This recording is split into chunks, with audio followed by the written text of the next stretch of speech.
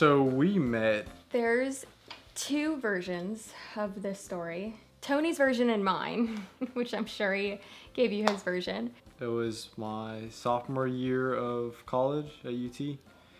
Me and Tony met through an old friend of his.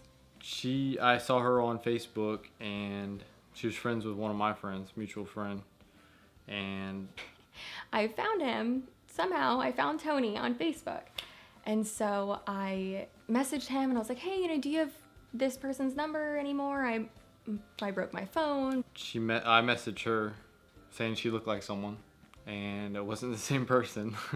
His version of the story I'm pretty sure he only tells me this to make me feel good about myself, is that he saw my pictures and saw that I was posting Bible verses and I was just too good to let anyone else have. And so we started talking, and it was less and less about that other friend and more about like us hanging out. And she was down in Boca at the time, so she messaged me back. She gave me her number. Usually the other way around. I Facebook messaged him and I was like, hey, so I'm not gonna have any Wi-Fi. Here's my number. Text me today so I can have your number. A day passed and he didn't text me back, and so I messaged him again, and I'm a very straightforward person. I'm pretty pushy, and so I messaged him again and I was like, you need to text me. I don't have your number yet. When she got back from Boca, she gave me a call, again, other way around usually. And I went over, came here first time, and that's how we first met. And actually Carly was working with the mutual friend, and that's how he met the Cones, and then we went on from there. So that's how we eventually met. Really, it sounds crazy, but that night was when I knew that like he was the one.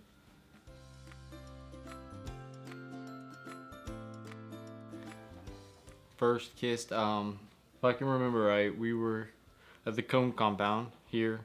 It was actually on the other side of this wall in my parents' living room. And we were out in the living room on the couch. I made him watch like Desperate Housewives with me, which I already knew that he was a keeper because he like sat through that with me. I don't know why. I just kept on saying, so are you gonna kiss me? So are you gonna kiss me now? You're gonna kiss me tonight, right? And finally he kissed me, and I still to this day just get like that same feeling, which again sounds super corny, but it's very true. And that's about it. I remember about the first kiss.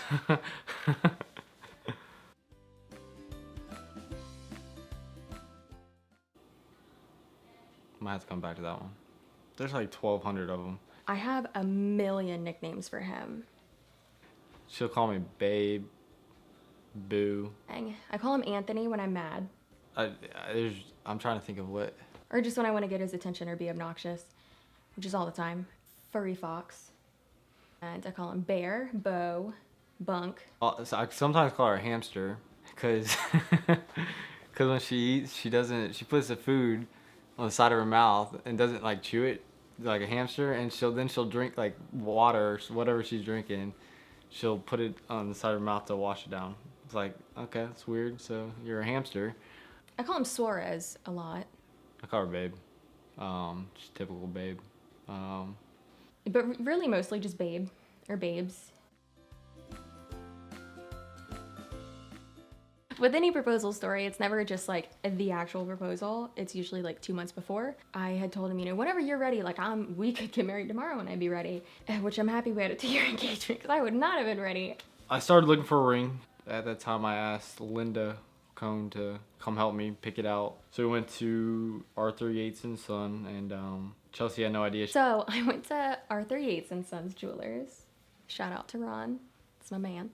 I went there and picked out this one and another one just like it, but I guess a couple days before, or a couple weeks maybe, she had sent a picture of what she wanted. And so I went there and picked them out, and he was like, oh yeah, those are really nice. And I told her, I don't know if I like that or not. So I went, Linda helped me pick it out.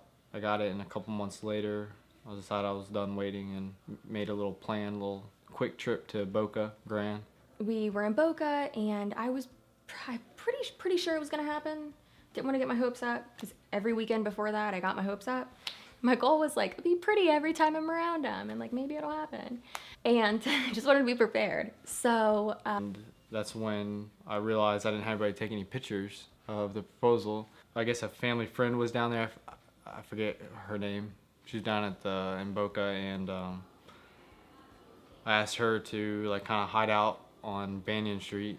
we were in Boca, and we were going to the Temptation, and I had told him previously, I was like, we never take cute pictures on Banyan Street. It's my favorite place on the island. Last time we were here, we took a picture, and I looked so fugly and so hideous, and you looked fine. So when we got down the street is a bunch of banyan trees that hang over the street. Sun barely doesn't even come through the street. There's so many of them. A bunch of carvings on the trees from just people from over time. It's a really cool street.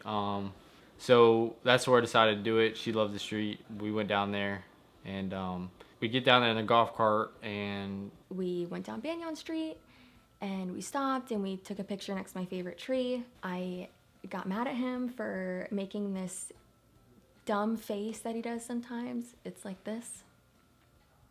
And his smile just gets really big. So I got really mad at him for that. And then I turned to him, I was like, you ruin every picture when you do that. I don't know why you do that. I can't stand it. Why can't you just take a normal picture? And he said, can you stop talking? I'm trying to do something.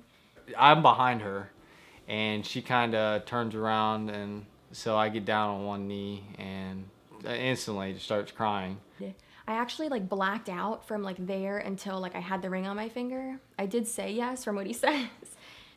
I kind of say, well, I think it's time, and that's when I asked her to spend the rest of her life with me. Continuously cried, and it was a good moment. I said yes, hugged him and kissed him, and then put it on my finger.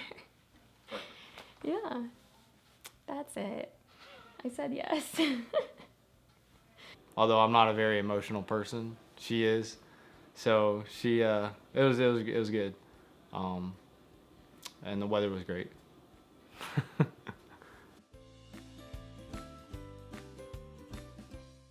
My advice to Tony and Chelsea on their wedding day is to enjoy it, have fun. Of course, there's going to be a little stress, but take it as it comes, because years from now, and let me tell you, years pass real quick. You're going to be remembering that day. You say, man, how did years go by? But enjoy the friends, enjoy the camaraderie, enjoy your family, and just have fun. My advice to Tony would be make sure somebody please gets him food. He needs to have food that day. So somebody be in charge of that. Yeah, yeah. He gets a little grumpy if he doesn't have food. And Chelsea, just enjoy every minute because it would be done like that. So enjoy it. Don't sweat the small stuff because I definitely did. Have fun with it. The day goes by really, really fast. So enjoy it because you do all that planning and then it's like gone. When you first get there as like you're the newly married couple and go in and have fun. But after you cut the cake and do all the regular stuff, try and be a guest and enjoy it because it'll go by really fast. My husband and I would have given anything to attend our own wedding. Also, don't set the bar very high because there are things that are gonna happen that you cannot control. So just remember the whole point of it is to get married and your husband and wife, and everybody's gonna have fun. Okay, here is our advice for the wedding day and your future together, and I'll let Mama Cone start.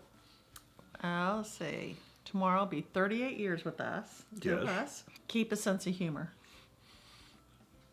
Yes, that's very important, especially if you're married to Randy Cone. As far as the wedding day itself, it's going to be a blur. Yeah. There's going to be a ton of stuff that people are going to say, hey, did you see this? Did you see that? Did you see so-and-so? And you're going to say, I never saw any of that. That's just the way it is. But enjoy yourself, maintain a sense of humor, and let's see, if you give me another hour, I can come up with all kind of little gems.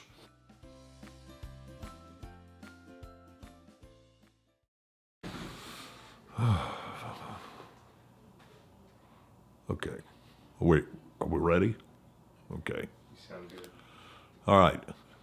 Tony, this is for you and you alone. If you fuck this up, you are in deep doo-doo because I will be all over you like stink on shit. Further, I will put you in the Eddie Graham figure 4 leg lock and break both of your legs if you do anything to hurt my daughter. Okay, are we done?